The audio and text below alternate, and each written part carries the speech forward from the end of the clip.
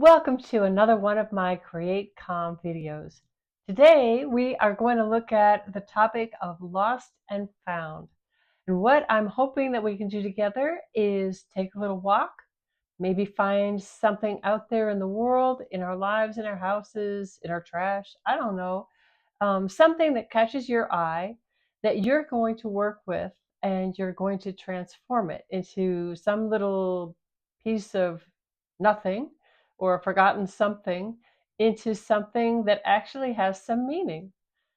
And so, one of the powerful reasons we might want to do something like this is to start to train ourselves to look beyond the ordinary, and to understand that we have power over transforming some of the objects around us to better serve our moods, um, to maybe broaden our purpose, and also to make us feel a little better, a little more calm. What do I mean by that?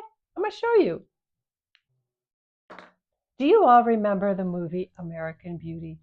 I know Kevin Spacey got canceled, and there was the poster with all the petals falling onto the beautiful young lady's abdomen. But also, it had this beautiful scene that so many of us talked about, showing a plastic flag blowing in the breeze. Let me show you a little bit of it right here.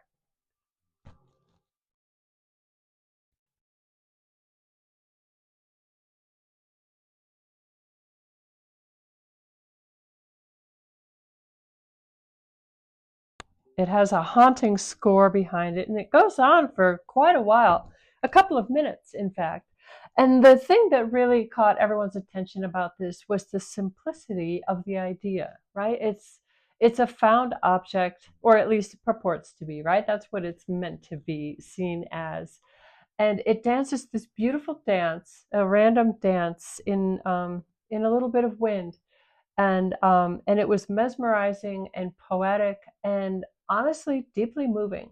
So I'm not saying that what we make together with our found objects is going to be mesmerizing and deeply moving, but I do think that it will be significant, for us.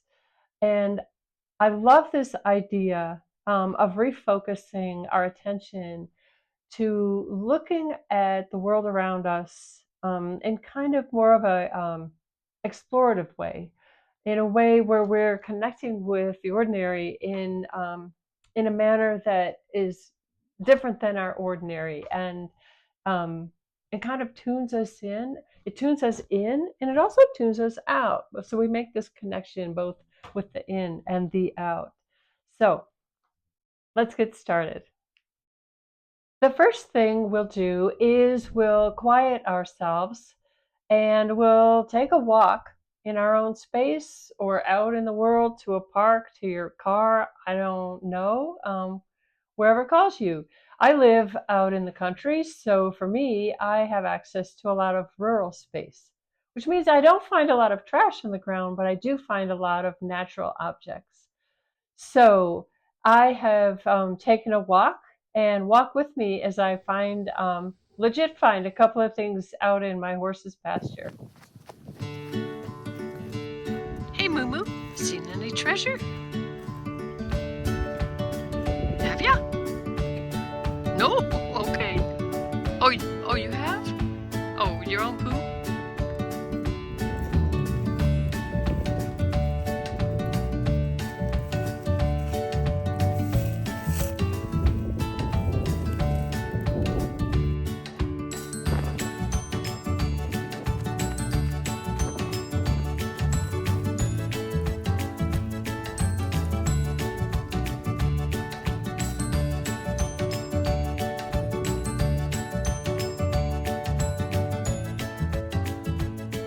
Some of the objects that I've come up with over the years, I've picked up on hikes. I've picked up really out in front where Moo Moo lives, and other places. So let me just show you a few things that I keep in my, I literally have a little treasure bowl.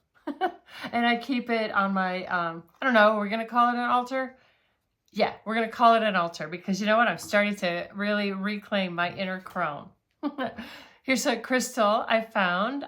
What is so amazing about it, well, it's hard to get it to focus, but when you look through it into the sunlight, like sort of through the sunlight, you see a lot of rainbows. I love it. And it could be a chip off of the horn of a mythical creature. I don't know. It could be from the sea, and it could have dropped out of a big giant clamshell. I found this golden feather out in front of the house one fine day.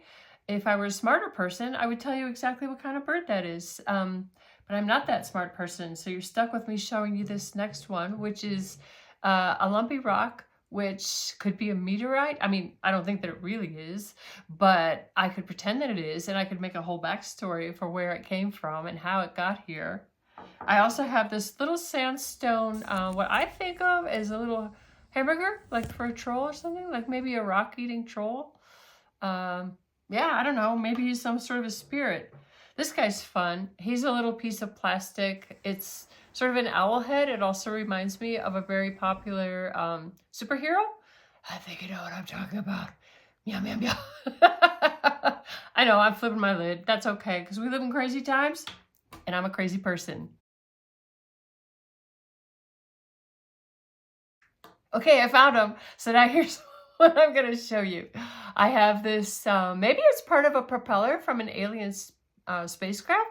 The interesting thing about this alien spacecraft, though, piece is that it's very flammable. So how on earth did it ever get through our atmosphere? I don't know. There must be a good story there. Then I've got a skeleton of some kind. It looks like a skeleton of maybe a four-legged creature. I don't know. I would have to think about that, but I'm going to think about that, and I'm going to turn it into something really magical.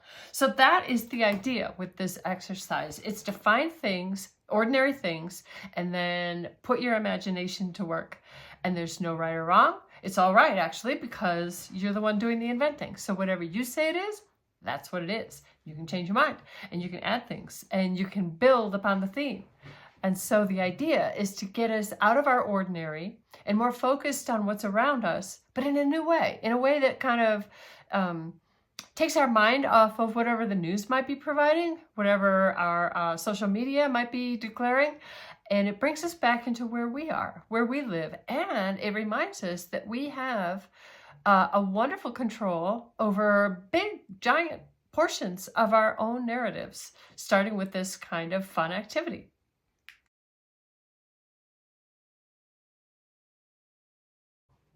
All right, I have chosen a few of the items that I showed you and that I'll be working with for my project. I think what I'm going to do is create a story around the objects, and I'll do an illustration, and so it'll be a writing and some drawing, and I'll put the things together, and I invite you to do the same with some of the things that you have found. Sometimes I think the stories write themselves. Other times I think we tap into our subconscious, hopes, dreams, fears, this kind of thing as the story unfolds. Here's the thing. Don't spend too much time overthinking it. Think about it, yeah, but don't go crazy with the thought. Just start writing. Just jump in there. And doesn't matter what kind of media you want to use to turn your objects into this narrative. Use paint. Use drawing materials. If you sculpt. Whatever it is you want. If you sew. If you write poetry, write a poem. Whatever it is that you want to, how you want to express yourself. The final part of this project is adding the text to my drawing. And so that's what I'm doing right here. Here's what I ended up saying. And by the way, I didn't plan it out. I didn't rehearse any part of this. I just wrote while the camera was running. And here's what I said. The golden-feathered illuminated owlbird comes from a glittery place in the distance. They arrive in a small cloud of energy that can be misinterpreted as fear or angst. But in fact, they are a benevolent harbinger of hope and joy. They amplify the peace. So that's the message I got from myself today doing this exercise. I found some bits and pieces outside and in my my little collection bowl. I can't wait to see what you find and how you put it together, what media you use to create your piece, and then if any text comes, maybe a poem, a song, some sentences like what I have here. I don't know. I would just be open to whatever the messages that maybe your subconscious wants to give you today. And whatever the message is, look for it as being very supportive, because that's the intention of this art series, isn't it? To really kind of support our own calm and figure out where it might come from. Maybe it comes from magical places, places that we didn't even know existed until we sat down and started working on it. So please feel free to share what you come up with. Comment below, hit subscribe if you haven't already. You'll be the first to know when I come up with a new video. I don't spend a huge amount of time planning these out. I certainly don't rehearse them, as you can tell. I want to keep it spontaneous so that it really feels like you and I are having a moment together. So yeah, please reach back out and let me know what's going on, how you're coping, what you come up with creatively. Hey, if you have ideas and suggestions, shoot them by me, you know? Maybe we can collaborate on some stuff too. Thanks so much for being a part of this, and I'll see you next time.